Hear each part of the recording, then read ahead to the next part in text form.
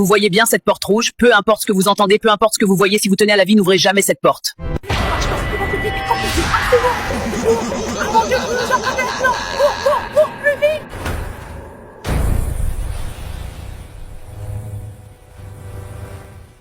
Dans un village tranquille, loin du bruit de la ville, vivait une jeune fille nommée Syrah. Les villageois la connaissaient comme la fille silencieuse, celle qui marchait la tête baissée, qui allait chercher de l'eau avant le lever du soleil, qui poussait le fauteuil roulant de son père handicapé sur les chemins poussiéreux, tout en guidant sa mère aveugle par la main.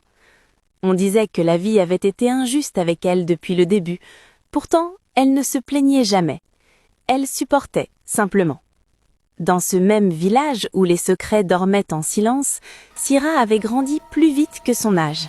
Bien avant le serpent, avant le sac, avant les chuchotements, Syrah avait appris le langage de la faim. Elle l'avait appris dans les mains tremblantes de sa mère cherchant les marmites qu'elle ne voyait plus. Elle l'avait appris dans le grincement du fauteuil de son père, essayant de bouger sans aide. Elle l'avait appris la nuit, quand 4 assiettes étaient posées au sol, mais seulement 2 contenaient de la nourriture.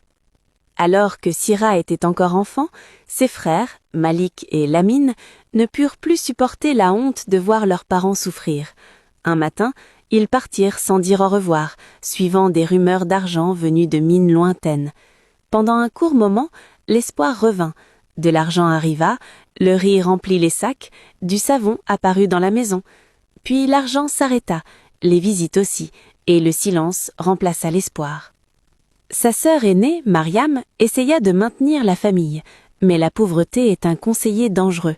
Avant même d'y être prête, Mariam fut mariée à un homme qui avait déjà une femme.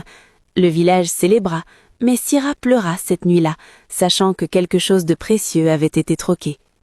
À 16 ans, le monde de Syrah s'effondra complètement. L'école s'arrêta, l'enfance aussi.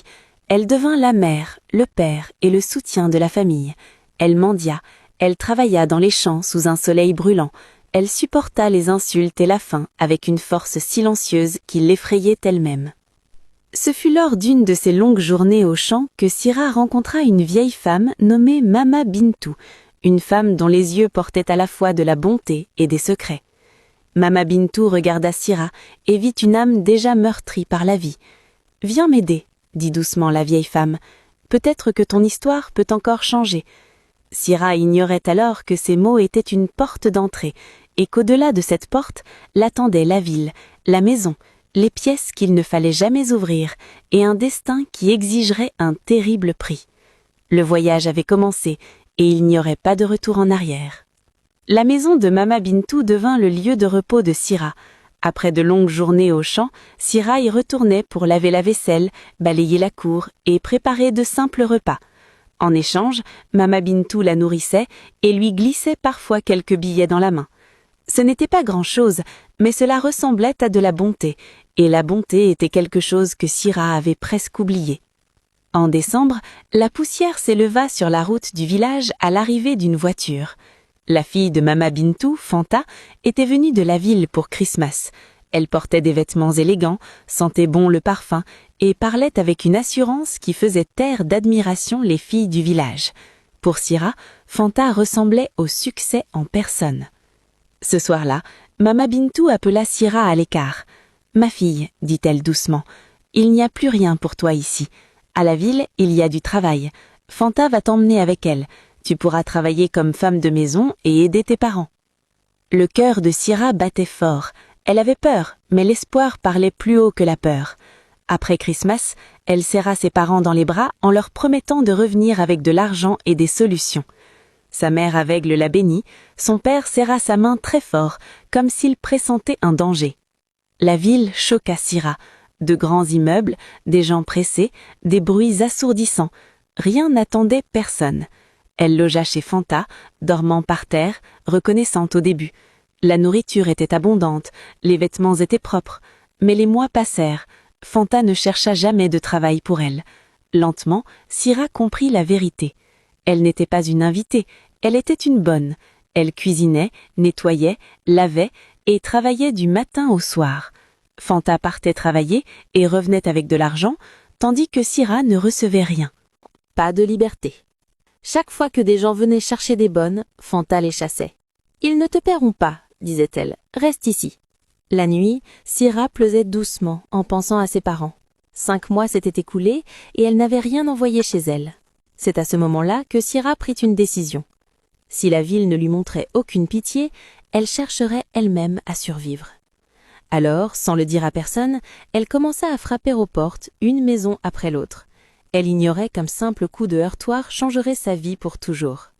Syrah commença ses recherches secrètes à l'aube. Chaque matin, après le départ de Fanta pour son travail, elle enroulait son foulard serré autour de sa tête et s'aventurait dans la rue, le cœur battant. Elle allait de portail en portail, frappant doucement, sa voix tremblante, posant toujours la même question. « S'il vous plaît, madame, cherchez-vous une femme de ménage ?» Beaucoup de portes se fermaient devant elle. Certaines femmes la regardaient avec méfiance, d'autres promettaient de la rappeler, mais ne le faisaient jamais. Quand le soleil était haut, ses pieds la faisaient souffrir, mais elle refusait de s'arrêter. La faim lui avait bien appris une chose, abandonner était un luxe qu'elle ne pouvait pas se permettre. Après 2 mois de refus, l'espoir était presque éteint. Puis, un après-midi, alors qu'elle puisait de l'eau à un robinet public, elle rencontra une femme nommée Mabika. Mabika l'écouta tranquillement, les yeux remplis de larmes. Quand Syrah eut fini, Mabika hocha lentement la tête. « Ma patronne cherche une deuxième bonne. Reviens demain, laisse-moi lui parler. » Cette nuit-là, Syrah dormit à peine. Le lendemain, Mabika revint avec un sourire. « Elle veut te voir. » Quand Syrah annonça à Fanta qu'elle avait trouvé un travail, l'ambiance de la maison changea instantanément. La voix de Fanta devint aiguë. Elle parla en mal du salaire, des employeurs, de la vie en ville. Mais Syrah tint bon. « Je veux juste aider mes parents, dit-elle. À contre-cœur, Fanta la laissa partir. Mabika aida Syrah à rassembler ses quelques vêtements et l'hébergea chez elle. Tôt le lendemain matin, une voiture noire s'arrêta devant. Un homme en sortit, seul. Il était calme, bien habillé et parlait doucement. « Ma femme vous expliquera tout plus tard, dit-il. » La maison était grande, trop grande. Des caméras surveillaient chaque coin. Une autre bonne, Rita, accueillit Syrah avec un sourire entendu. Les tâches étaient claires. Syrah s'occuperait des enfants, Rita se chargeait du nettoyage et du linge. Ce soir-là, la patronne arriva. Elle sourit, expliqua les règles et les avertit de ne jamais ouvrir 2 pièces verrouillées. « Jamais », dit-elle fermement. Syrah accepta sans poser de questions. Mais à mesure que les jours passaient, elle remarqua quelque chose d'étrange.